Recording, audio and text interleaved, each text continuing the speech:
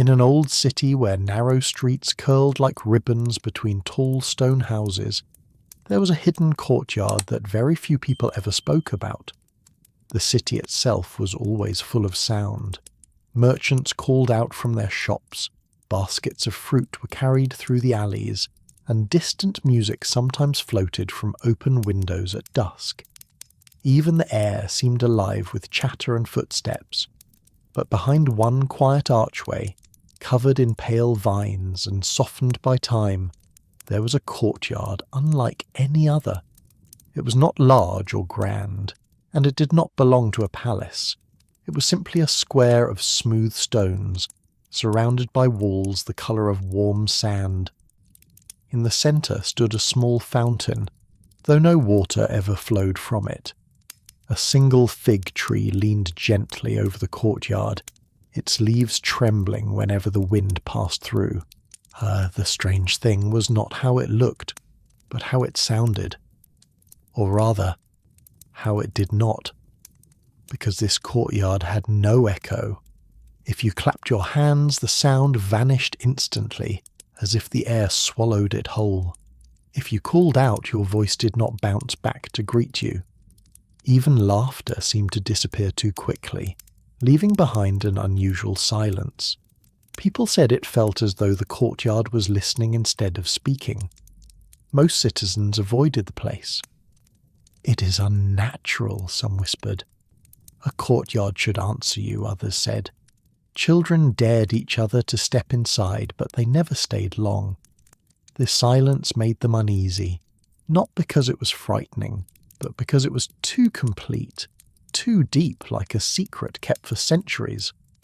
Only one person seemed truly curious about it. Her name was Lena. Lena was a quiet girl who loved mysteries more than noise. While other children played in the crowded streets, Lena often wandered alone, watching the way sunlight fell across old stones, or listening to the way the wind carried stories through the city. She believed that places, just like people, had reasons for the way they were. One afternoon, when the sky was soft and blue, Lena found herself standing before the vine-covered archway. She had heard the rumours, of course. The courtyard with no echo. The courtyard that refused to answer. Her heart beat with curiosity, not fear. Slowly she stepped through the arch. At once the world seemed to change. The city's noises faded behind her, muffled as though a curtain had been drawn. Inside, the courtyard felt calm, almost dreamlike. Lena looked around at the fig tree, the silent fountain, the warm stones beneath her feet. Everything seemed ordinary, and yet everything felt different. She raised her hands and clapped. The sound was sharp, but it ended immediately. No echo followed. Lena smiled softly. "So it's true," she whispered. Her whisper vanished too. She walked slowly across the courtyard, her footsteps quiet. She tried calling out just once to see what would happen. "Hello?" she said. Nothing answered, not even her own voice returning. Lena sat beside the dry fountain and listened. At first she heard only silence. But after a few moments she began to notice something else. The silence was not empty. It was full, like a deep pool of water. It felt as though the courtyard was holding something carefully. She returned home that evening with the courtyard on her mind. The next day she went back, and the next. Each time Lena sat in the courtyard longer, watching the fig leaves tremble, feeling the coolness of the stones, listening to the silence as if it might speak in another way. One evening, as dusk painted the city in shades of gold and rose, Lena noticed an old man standing just outside the archway. He leaned on a cane, his back bent with age, his eyes thoughtful. "You're not afraid of it," he said, as Lena stepped out. Lena shook her head. "No, I think it is sad," she replied. The old man raised an eyebrow. "Sad?" "A place without an echo feels lonely," Lena said, "like it has forgotten how to answer." The man's expression softened. "Perhaps," he murmured. "Or perhaps it remembers too much." Lena blinked. "What do you mean?" The old man looked toward the archway. "That courtyard was once the loudest place in the city," he said quietly. Lena stared. "How?" The man began to walk slowly and Lena followed beside him. "Long ago," he said.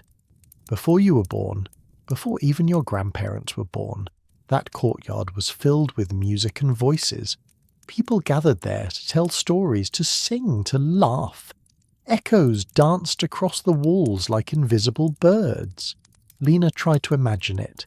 The silent courtyard filled with sound. "But something happened," the old man continued. "One day, a great argument began there. Words were shouted, harsh things were said, friendships cracked like dry earth. The courtyard heard anger it had never heard before." Lena's steps slowed. "The echoes carried those angry words again and again," the man said. "The walls repeated them as if the courtyard could not let them go." Lena felt a strange heaviness in her chest. "And after that," the old man whispered, "the courtyard decided it would never repeat such words again." Lena stopped walking. "The courtyard chose silence?" The old man nodded. "It swallowed its echoes so no cruel sound would ever return." Lena thought about this deeply. The courtyard was not broken. It was protecting itself, protecting others. That night, Lena lay awake, thinking of all the words she had ever spoken. She thought of how words could comfort, but also how they could hurt. She wondered if places remembered the way people did. The next evening, Lena returned to the courtyard, but this time she did not clap or shout. She walked gently to the centre and sat beneath the fig tree. She spoke softly as though speaking to a friend. "I understand," she said. "You didn't want to repeat anger." The courtyard stayed silent. Lena closed her eyes. After a long while she began to tell a story. Not loudly, but quietly, warmly, like a bedtime tale. She told of a fisherman who found a pearl that held the sound of the ocean inside it. She told of a bird that sang only when the moon was full. Her voice was calm, filled with kindness. The courtyard listened. When she finished, Lena waited. Then something extraordinary happened. A faint sound returned. Not an echo of her words exactly, but a soft warmth in the air like the courtyard was breathing out gently for the first time in years. Lena's eyes opened wide. She whispered again, "Did you hear me?" The silence remained, but it felt different now, less heavy, less closed.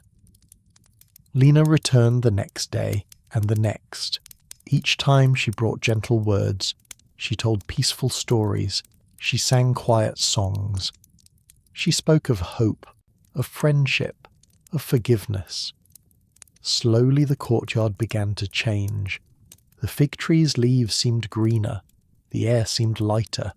Even the dry fountain looked less abandoned, as though it might one day flow again. One evening, Lena brought a small group of children with her. They were nervous at first, stepping carefully into the silent space. "It has no echo," one boy whispered. "I know," Lena said, "but it listens." The children sat beside her. Lena told them what the old man had said, about the argument long ago, about the courtyard swallowing its echoes so it would never repeat cruel words again. The children grew quiet. Then one little girl spoke softly. "Can we give it kinder words to hold?" Lena smiled. "Yes," she said. "That's why we're here." So the children began to share gentle things. As one spoke of her mother's warm bread, another spoke of a kitten he had rescued, another whispered a wish for peace. The courtyard listened, and then, for the first time in many, many years, a sound returned, a soft echo, not sharp or loud, but gentle, like a sigh of relief.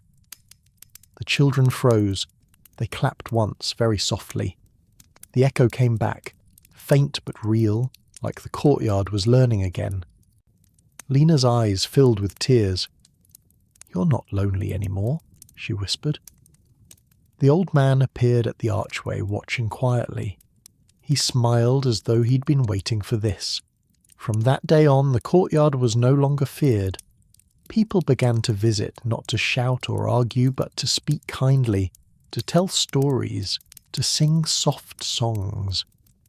The courtyard's echo remained gentle, never repeating harshness, only returning warmth. And Lena understood something important. Sometimes silence is not emptiness. Sometimes it is healing. And sometimes the world does not need louder voices.